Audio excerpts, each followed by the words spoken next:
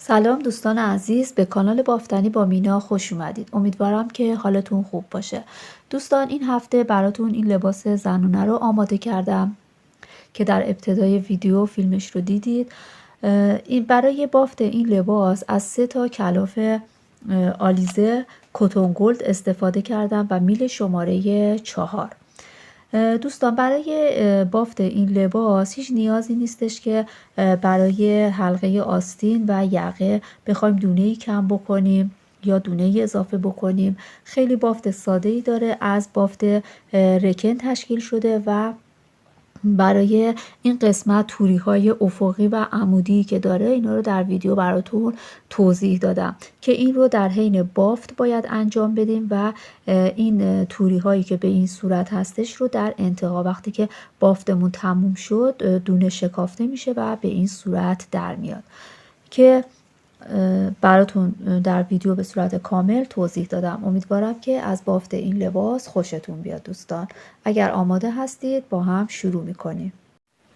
دوستان برای بافت این لباس من از کلاف آلیزه کتون گلد استفاده کردم که این کلاف های مناسبی هستن برای بافت لباس های بهاره که 100 گرمش 330 متر هستش و این قسمت 55% از پنبه و کتان و 45% هم آکریلیک هستش که با میل شماره 4 هم باید ببافیم.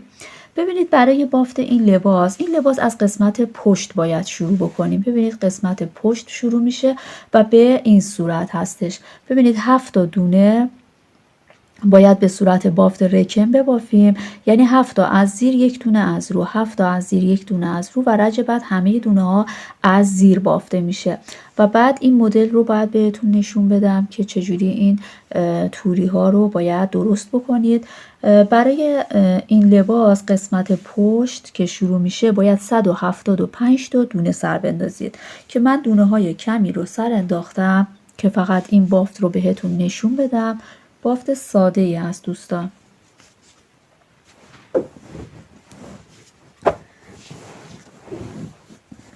خب ببینید من یه چند تا از این مربع ها رو بهتون توضیح میدم، ولی شما 175 تا دونه سر بندازید و به این صورتی که من میگم ببافید. باید 7 تا دونه از زیر ببافید. 1 2 3 4 5 6 7. خب 7 دونه از زیر، 1 دونه از رو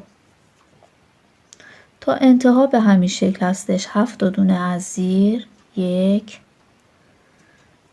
2 3 4 5 6 7، 1 دونه از رو. خب شما 175 تا که سر انداختید به این شکل شروع میکنید به بافتن. 7 تا از زیر، 1 دونه از رو و در انتها هم با 7 تا از زیر تموم میشه. من این دونه آخر رو از رو میبافم که منظم تر در بیاد و بعد رج بعد باید همه دونه ها رو از زیر ببافید. در واقع وقتی که این 7 دونه رو من میگم، این 7 دونه همون بافت رکن داره که من بافت رکنم رو از زیر میبافم. حالا بعضی از دوستان بافت رکن رو همه رج ها رو از رو میبافن که فرقی نمیکنه. پس رج دوم همه رو از زیر میبافیم.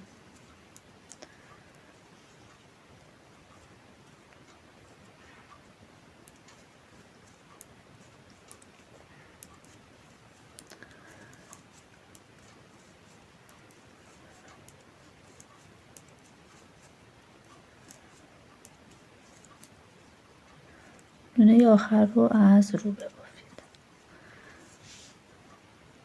دیگه تکرار میشه دیگه. الان دوباره توی این رج 7 دونه رکن هست، از زیر میبافیم. 2 تا 3 4 5 6 7 یک دونه از رو. 1 2 3 4 5 6 7 یک دونه از رو. 1 2 3 4 5 6 دونه رو از رو. خب دوباره رج بعد همه دونه ها از زیر بافته میشه.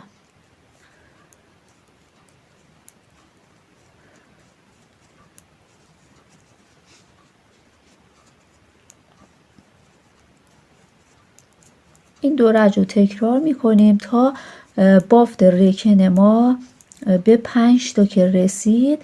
این مدل توری وسطش رو براتون توضیح میدم.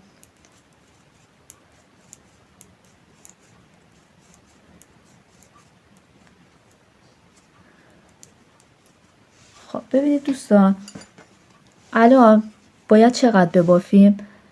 1 2 3 4 5 تا بافت رکن که بهمون بده باید این مدل رو بندازیم. دوباره نگاه کنید، 1 2 3 4 5 تا دوباره این مدل رو میندازیم که من الان براتون توضیح میدم. البته شما میتونید اگر بخواید، الان برای من این قسمت رو ببینید مستطیل، بیشتر شبیه مستطیل هستش. اگر بخواید اینا مربع در بیاد شما 7 تا بافت رکن باید داشته باشید، یعنی بیشتر ببافید. خب الان من این رو میبافم و این مدل رو براتون توضیح میدم.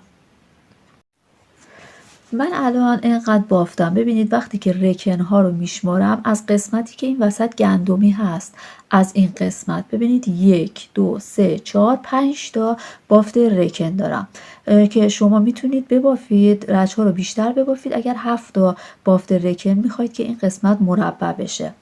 خب الان من 5 تا رو بافتم. مدل رو باید به این صورت بزنید. ببینید دونه اول رو که میخوایم ببافیم، این رجیه که باید همه رو از زیر ببافیم دیگه. ببینید باید همه دونه ها از زیر بافته بشه تو این رج.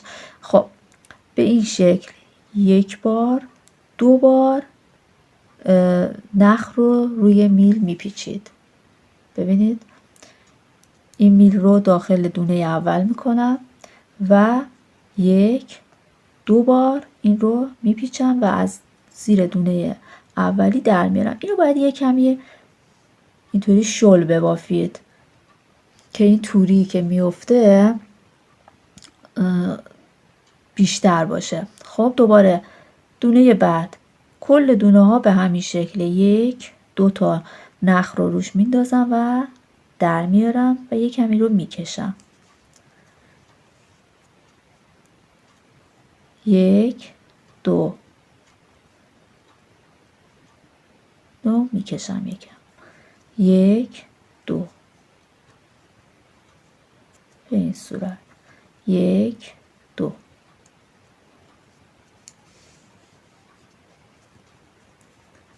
یک دو یک دو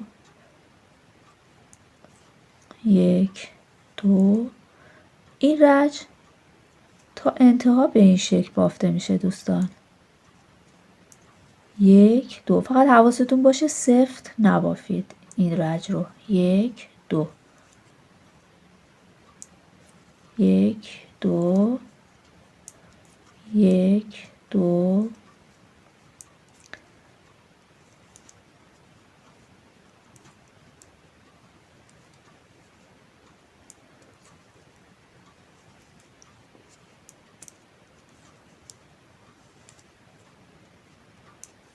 این رج رو من تا انتها براتون میبافم و بعد رج بعد باید اینایی که بافتیم رو باز کنیم.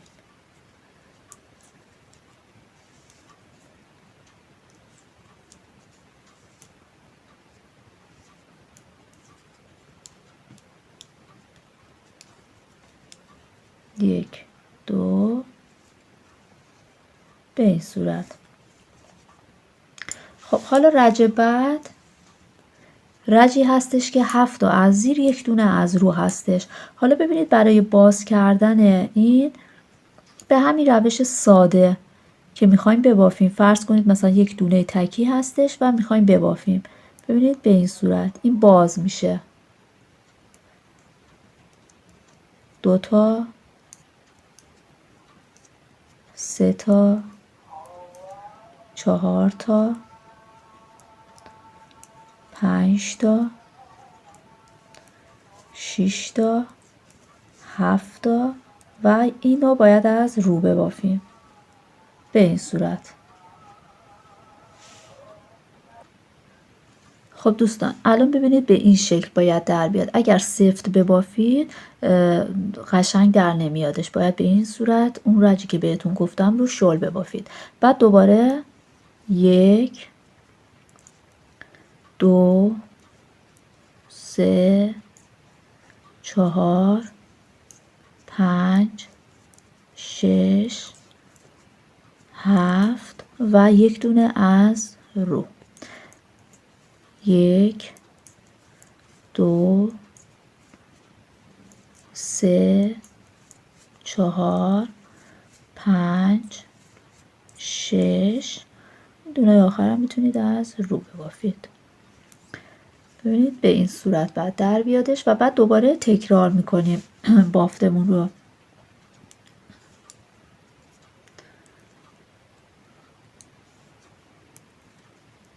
این رج همه دونه ها از زیر بافته میشه.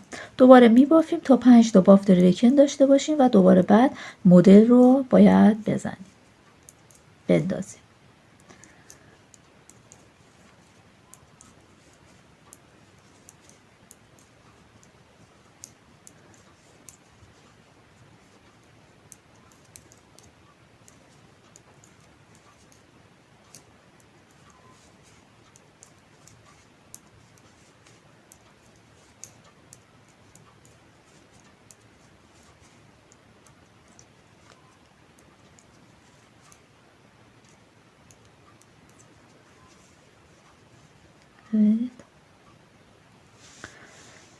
بعد دوباره ادامه میدیم همین رج ها رو و دوباره رسید به 5 تا. دوباره این قسمت رو باید مدل رو بزنیم.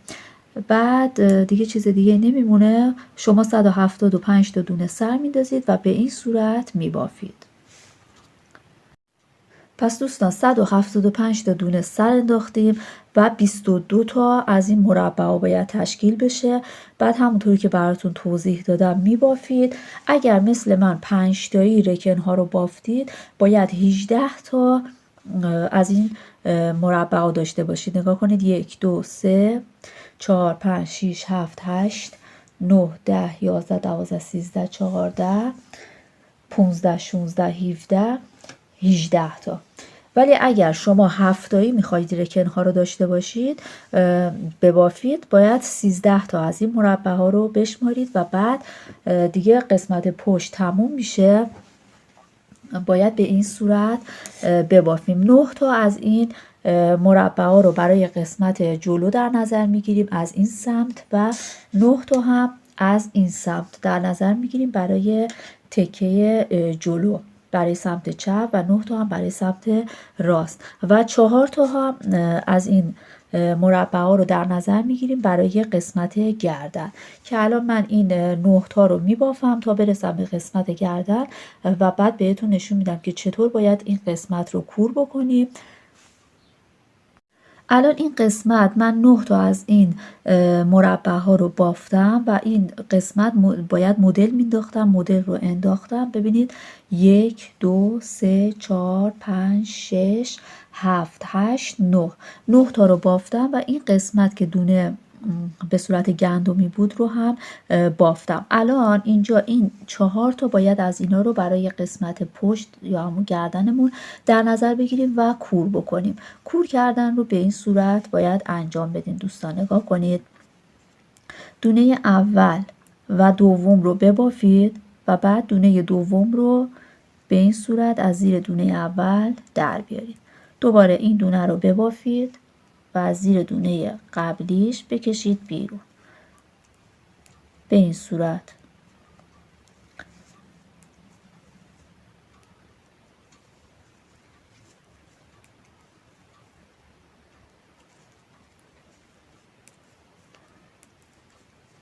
و الان ببینید رسیدیم به این دونه. این دونه‌ای که به صورت گندمی بود. این دونه رو به این شکل باید بشکافیم تا پایین شکافته میشه. و بعد نگاه کنید الان اینقدر فاصله افتاد دیگه. اگر من بیام اینو با این کور بکنم جمع وای میسته. به خاطر همین باید ما این رو به این صورت چند تا ببافیم و بعد اندازه بگیریم. الان یک بار بافتم این دونه تکی رو، 2 تا، الان من 3 تا میبافم، بعد اندازه میگیرم ببینم. ببینید یک دونه دیگه من میبافم، 3 تا بافتم، الان اینم 4 تا. شما هم خودتون اندازه بگیرید چون که دست با دست فرق میکنه. و بعد دوباره این دونه رو میبافم و از زیر دونه قبلی میکشم بیرون. به این صورت دوباره این رو میبافم، از زیر دونه قبلش میکشم بیرون. این رو میبافم،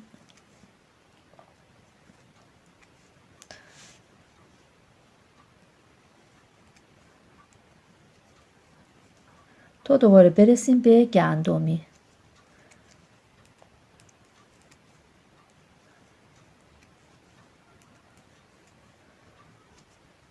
دوباره میرسم به این گندمی رو آزادش میکنم و بعد 4 تا میبافم. 1 2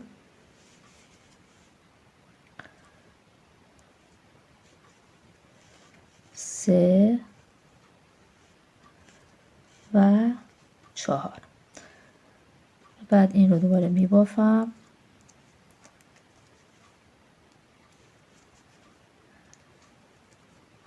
از زیر دونه قبلی میکشم بیرون.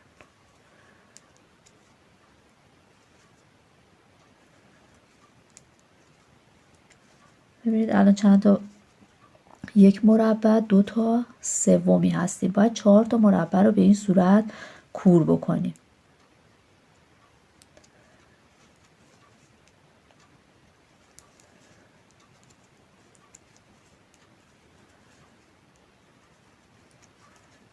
خب 1 2 3 تا.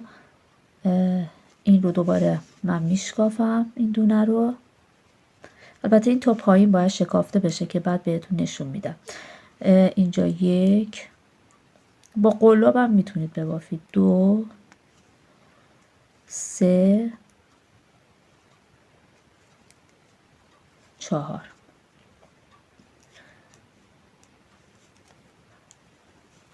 رو میبافم، کورش میکنم.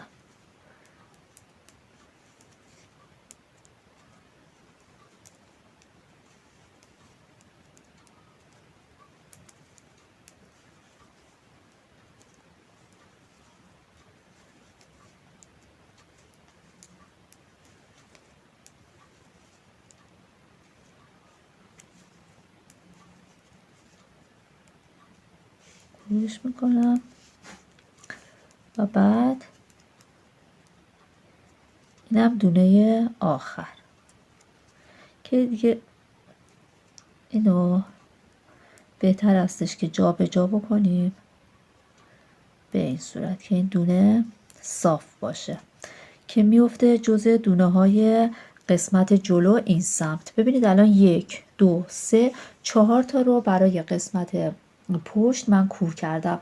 الان موند این قسمت که 9 تا از این مربع ها داریم و 9 تا هم این قسمت از این مربع ها داریم که برای تکه های جلو هستش که بافته میشه طبق مدل.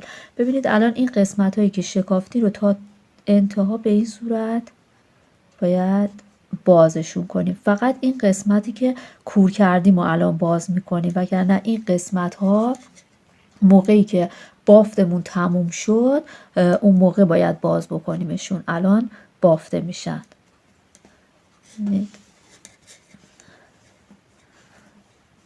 همینطوری با دستتون که اینو اینطوری بکنید شکافته میشه همش.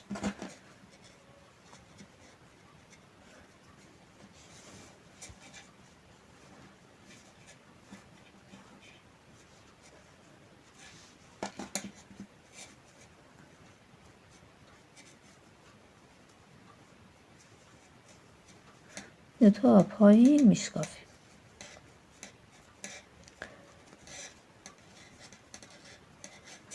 ببینید باید به این شکل در بیاد که البته بعدش که اتو بکنیم اینا به این صورت در میادش. من الان همه اینا رو میشکافم.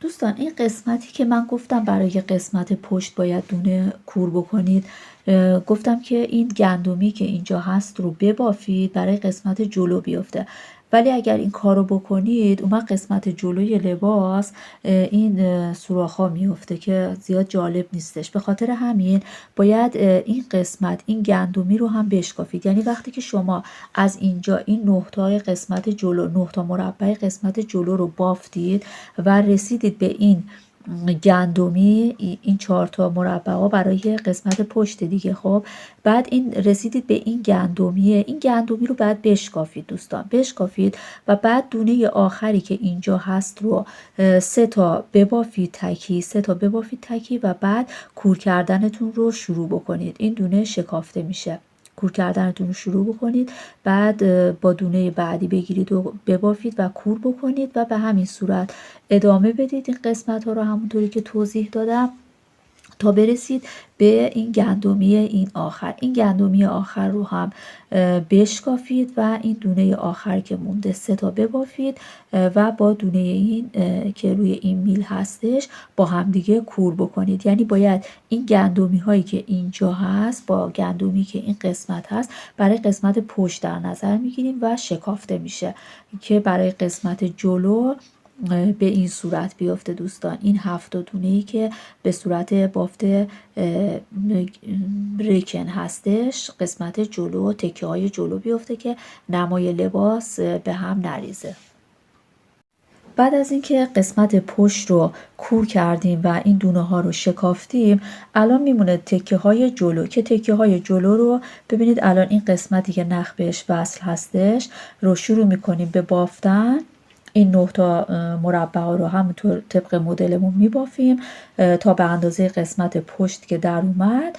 بعد باید دوباره کور بکنیم. کور کردنش هم دوباره مثل همین قسمت هستش، کور میکنیم و بعد یک نخ اضافه میکنیم. این 9 تا مربع های این تکه رو هم میبافیم و بعد کور میکنیم. دیگه بافت ما تموم میشه دوستان. بعد از اینکه این قسمت رو کور کردیم من این تکه جلو رو بافت رو ادامه دادم تا 18 تا از این مربع ها رو بافتم که به اندازه قسمت پشت در بیاد دوستان. ببینید این رو بافتم و بعد این قسمت پایین رو کور کردم. این دونه هایی رو که شکافتم در انتها به این صورت در اومده. ببینید همونطوری که این قسمت رو براتون توضیح دادم دونه ها رو شکافتم. این رو وقتی که به قسمت انتهایی رسیدید و شروع کردید به کور کردن این دونه هایی که به صورت گندمی بود رو باید به این صورت بشکافید تا انتها و قسمت پشت و بعد این تکه های این قسمت ها رو باید به هم دیگه بدوزید. این قسمت بغل رو 2 تا تکه ها به هم دوخته میشن اینجا و بعد من 6 تا از این مربع ها رو در نظر گرفتم برای حلقه آستین. ببینید 1 2 3 4 5 6 این الان اینقدر برای حلقه آستین کافی هستش. و بعد از اینکه این قسمت تموم شد این تکه این سمت رو هم بافتم دقیقا مثل همون قسمت.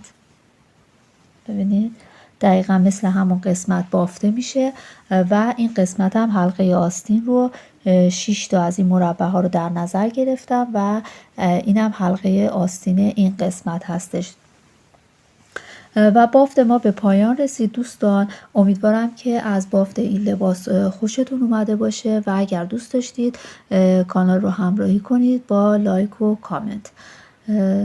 همه شما رو به خدا میسپارم. خدا نگهدار.